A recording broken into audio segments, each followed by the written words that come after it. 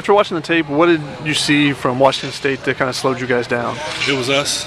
It was us. It was, man, mental mistakes. I mean, just look at every position on the offense. We talked yesterday just about it never being about the other team. At the times where we've been successful, first drive of the game, we go down, no penalties, no busted plays, and you rip down the field and score a touchdown in like 2 minutes. And then the drives where we didn't execute or had penalties or had busted assignments, we didn't do those things, and that's how you get beat. And the previous games that we had found a way to win, some of that stuff was still showing up. And you know, I always talk about the devil is in the detail, and it finally got us. And so our emphasis this week and yesterday and today is just about the details, being more detail-oriented, whatever that minute detail is, that it matters in big games and close games where the other team can beat you and the other team can score points. And so it was positive today, really good practice, but it was mainly about ourselves more than it was Washington State. They did exactly what we thought they would do. Lined up the same, played the same coverages, did the same thing we thought they were going to do, and we just didn't do a good job doing our jobs all the time enough to win the game. How much of the issues were having to switch in 3 offensive linemen? I never want to make excuses, you know, but that's reality, you know, and it is what it is. I'm never going to blame any of our guys. We have to find a way to win the game, and I really applaud them for being thrown in the fire. You know, 2 true freshmen, Clayton having not even have an opportunity to practice in pass at left tackle before the game because Toy got all the reps, and then we found out after the practice that he wasn't going to be with us. And so I commend those guys for stepping in and against, in my opinion, one of the best, if not, you know, other than our defense, the best defense in the Pac-12 on the road. And you know, Austin, I think, had 1 penalty. But other than that, with the crowd noise and all that, I was really impressed with the way that they played and not, you know, it being a sloppy game, you know, still having an opportunity to win at the end. So I'm proud of that, and I'm also proud of the fact that we have something to build on. Whether it's Clayton Johnson, Austin Jackson, Andrew Voorhees, we get Toa back. Really excited about that, the reps that they got. You know, hostile environment on the road. As a true freshman, that's going to make you a lot better player. Clay was saying that because you did lose the offensive line, it did force you to kind of change some. Yeah. The play calling does adjust. How do you decide kind of how to evolve the game plan once guys do go down? You know, I mean, it could be any. It was player. in game. You know, we knew going in that Toa wasn't going to be with us, so that was a plan to help that out. But then it's like Chuma, you know. But it's no excuse at the end of the day. I applaud those players for stepping in and doing the job well enough to give us a chance to tie the game at the end and ultimately have 1 minute and 40 seconds to drive down, either tie it or win it. It just didn't happen. Not to press this anymore, but how different did the play calling become compared to what you had thought you would be doing on Wednesday? I mean, from a schematic standpoint, it was different, but you got to play ball, and I just say that. So you try to protect certain things, and you try to do certain things, and so we moved the pocket a little bit, take some stress off Sam, was just being in the pocket all the time, and they were moving him off his spot a little bit, so we decided to move the pocket and get him on the perimeter some, and that was successful for us. But you know, it was there, but at the end of the day, we got to still get the job done.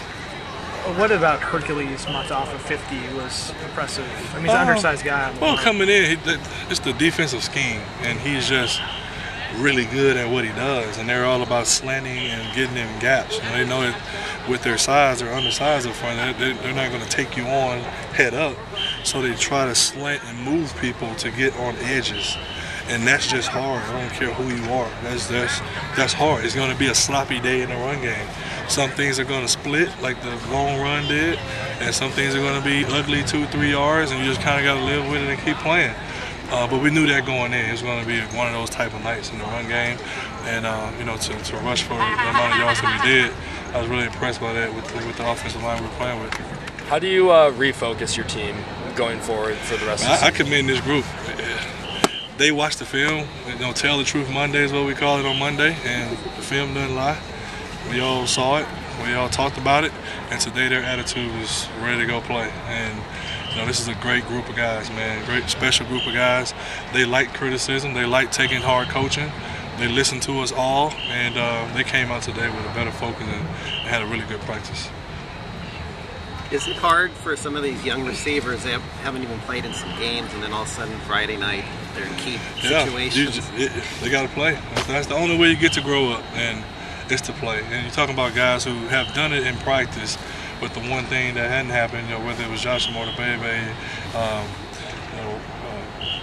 Joe Lewis being thrown there on key third downs, whoever it had been, without Stephen Mitchell playing the last couple of weeks, we've had to move things around. Then Jalen Green goes down with a concussion in pregame, and then you're like, so your 2 starting outside receivers are out, and so guys got to step up. And it happened like in pregame, so it wasn't an opportunity to even game plan for that. So, long story short, Tyler Vaughns was excellent. Deontay's doing what he's been doing, but the Michael Pittmans and Joe Lewis and Josh Mortabebe, those guys got to step up. I thought they did. It went out. They got separation, and we just got to continue to make enough plays to win the game. And that's what I'll say about that. Should you have rotated those young guys in for a series or 2 in the early games to try to get them that play in time? We could afford to have done it if we weren't going in overtime against Texas. I don't know when you do it. I mean, Western Michigan was close. When you do it, you don't learn against Stanford at home in a close game. It's not time to experiment. And so, but the situation lent itself to what it was on Friday, and they did a good job. It's just, they didn't do anything bad. The kids came out and played great, got separation. Tyler Vaughns, you can't ask for a better game from him. Joe Lewis, every ball that was thrown at him, he caught it and made plays. So they're going to continue to grow. We have a young group. You're looking at freshmen and true freshmen and redshirt freshmen, and going into a game on the road where Deontay Burnett really was your most experienced guy playing at slot. So, but it was good reps for them. It was a good experience for them on the road, hostile environment, to feel what it means to be very detailed. It's one thing to talk about it in meetings and do it at practice. Then when your mistake is a mistake that hurts the team, it means more to you as a young player. So we're going to build upon that throughout the rest of their careers. What do you think have been the main reasons why the passing game hasn't been as productive in the last few years? Lack of execution, for the most part. And just third and longs. Early in the season, we were the best team in the world in the first third downs because it was 3rd and 2, 3rd and 3, 3rd and 4, and a long third down was like 3rd and 6. Well, Friday night is 3rd and 13, 22, and long. That's just hard against a team that rush 3 and drop 8. There's not a lot of places to throw the football. And so we got to do a better job on 1st and 2nd down to make third downs manageable, whatever that is. And so that's what I think it is. But Friday night, guys were open. We had opportunities to make certain plays that just weren't made for whatever reason. We just got to get better at those things, and we're going to be really good. I still believe that. Why do you think the execution hasn't been as good? It's just different things. It's not one single thing that you can just point at. Execution starts with everything. Everybody plays a part, whether it's protection, whether it's getting open, throwing the ball, catching the ball, the right read, working the right side, whatever it is. Last play of the game is protection. It's so, I can't just say it's one thing. It's been a multitude of things. And that was our message yesterday to the offense, was about every position. Like, what is it that we're doing or not paying attention to from a detail standpoint, that you get away with it for a couple games and it finally gets you on the road against a really good football team. Come back, fix those things, put the pieces back together, and go out and play Saturday and try to get a win. Were there any game plan elements that you wish you want to tweak or you wish you had back? I was very confident in our game plan. There's not been one game plan that I hadn't liked. Probably Alabama one against those guys. Other than that, our staff, we come together to game plan. It's a joint effort. We all have responsibility in game planning. There's not been one game plan that I didn't like. And at the end of the day, what we always tell our players, it's about the execution of the plays. And obviously there are always games where you can want to take a play or two back from a call here, a call there. You're never going to just call the perfect game. That's always, you got to live with that. But I still feel good about the game plan. I thought the run game plan was great. I thought the passing game plan was great. They lined up like we thought they were. They blitzed the blitzes that we thought they were going to do. At the end of the day, we got to make the plays. We got to execute. You talked about how you couldn't get those receivers in because those games were all so close. Is part of that a weakness of the offense that you haven't been able to blow a team out? No, I don't think it's offense. I mean, you win or lose as a team, right? I don't know. But everyone thought, as a top 4 team, you'd have some blowouts early in the year, maybe. Why would they think that? Because you're ranked in the top 4. That don't mean anything. That has nothing to do with offense and defense. People leave, people change. Newsflash, we lost a lot of really good players that's going on to the NFL right now. And this is a new chemistry. This is a new camaraderie. Our quarterback, and we haven't played. Daniel Motivebe hadn't even played a down this year.